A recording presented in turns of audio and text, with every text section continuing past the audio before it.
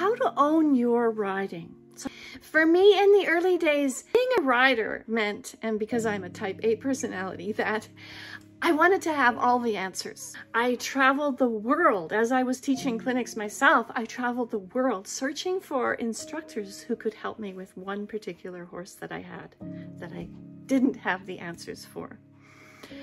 And somehow, despite all of this, there were still gaps. All this time, instead of improving my ability to train my horse and to ride my horse myself, I was actually holding myself back. My name is Chris Adderson, and I'm the founder of Harmony for the Horse. Number one, we need to redefine your view of yourself as a rider or a trainer. What does being a rider really mean to you?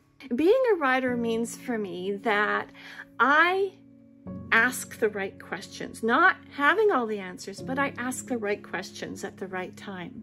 And one of those questions, which is very important for me and has top priority, is how I make my horse feel about herself. There's two reasons for doing this. Number one is that it sets the intent of where I want to go with my horse.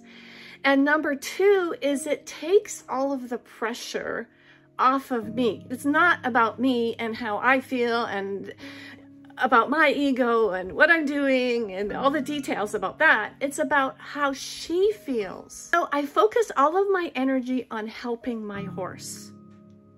All of the pressure is off of me, and it's how I can help my horse in the moment.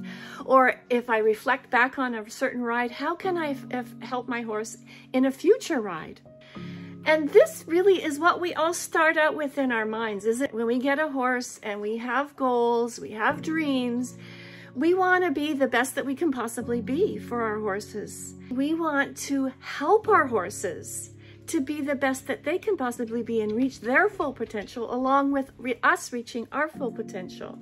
But along the way, we get distracted with all of the stuff that keeps coming our way. We're told to do certain things. We're told to do things that are actually impossible for a human being to do as a rider. The multitasking that we're told to do is impossible. But we get stuck in this rut because that's what's out there so much. And the result is that we end up being mechanical with our horses.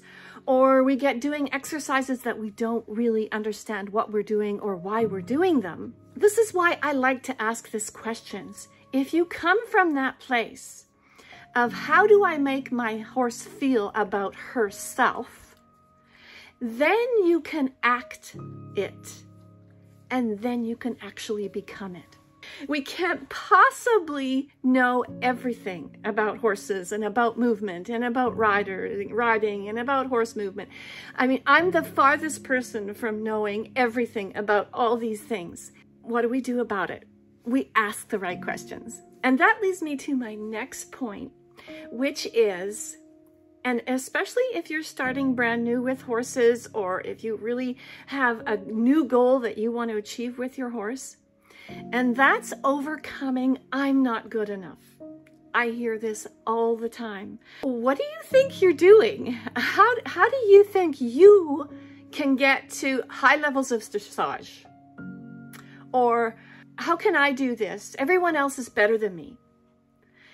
Or what about, all those other people I see riding horses have been riding all their lives. They know so much about horses. Who am I to know about horses when I've only had horses for a little while?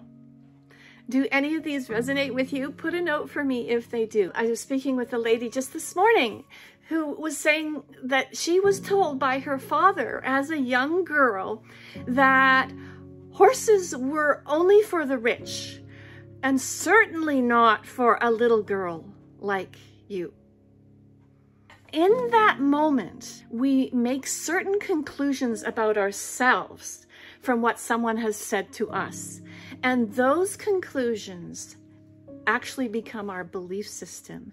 And from there on, our belief system is what we use to make decisions about what we do in our life and with our horses and how we approach our horses. So, digging deep into these questions that I'm proposing to you, you can realize that what's really deep inside of you And probably one of those things is that I'm not worthy. I'm not worthy of being a good rider. As we decide these certain things about ourselves, that is what decides our outcome of whether we will be a good rider or not. It's not that we won't. I believe everybody can be a good rider. It's just, when will you be a good rider? We've helped thousands of riders in our program and throughout the years with a process where we take them to the deepest levels to overcome these stories that are hidden in our subconscious. We set new, desirable, and favorable belief systems within ourselves.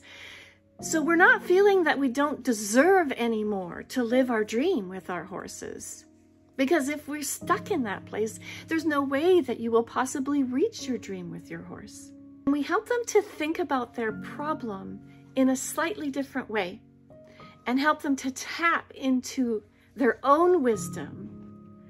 And it's all about these questions that we ask. All right, so I've given you a few of these better questions that we can ask as riders to become better riders. Knowing how to embody your horsemanship or your riding, physically, mentally, emotionally, within yourself. How to live the experiences that you're having with your horse. Yes, there will be struggles. How to overcome those struggles.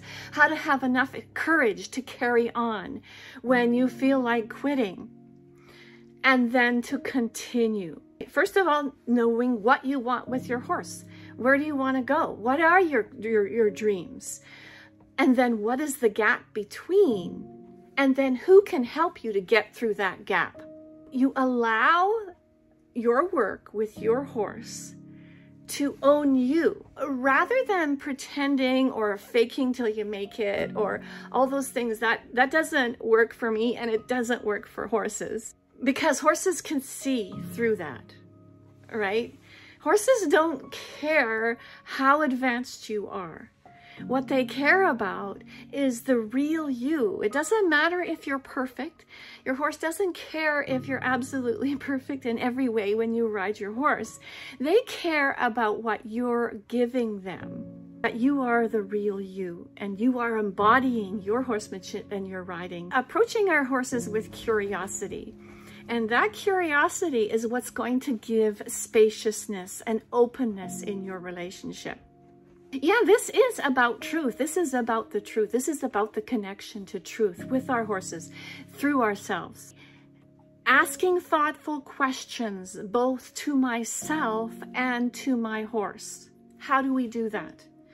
Slow the process down. You are co-creating. You're not just telling your horse stuff to do. You're not just dictating things for your horse to do. You're not just wanting obedience to the aids. You're not just putting your body, your legs, your hands all in different places at the same time, which is completely undoable and unmanageable for a human being to do.